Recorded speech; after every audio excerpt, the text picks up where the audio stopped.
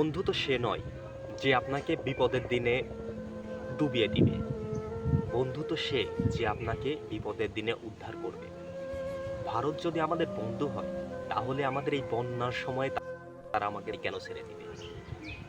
ভারত যদি আমাদের বন্ধু হয় তাহলে আমাদের কেন ডুবিয়ে দিবে? ভারত হচ্ছে আমাদের জাত শত্রু।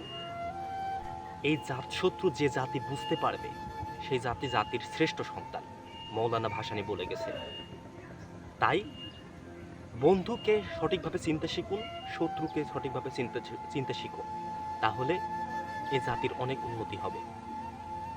কারণ আপনার মুখের ভর্তি খাবার, আপনার পেট ভর্তি খাবার, তখন যদি আপনার মুখের মধ্যে খাবার ঠেসে দেয় তাহলে অবশ্যই আপনার কি, আপনি হয় অসুস্থ হয়ে যাবেন, নয় বমি করে দিবেন। তার মানে আপনার বিপদ।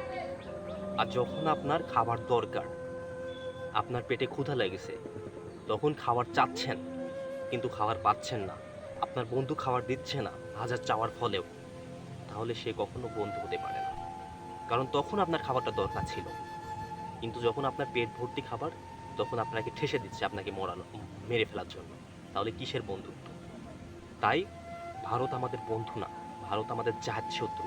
এটা মনে রাখতে হবে প্রত্যেকটা নাগরিককে, প্রত্যেকটা সন্তানকে, প্রত্যেকটা যুবককে। ভালো থাকবেন সবাই। আসসালামু আলাইকুম রহমতুল্লাহ।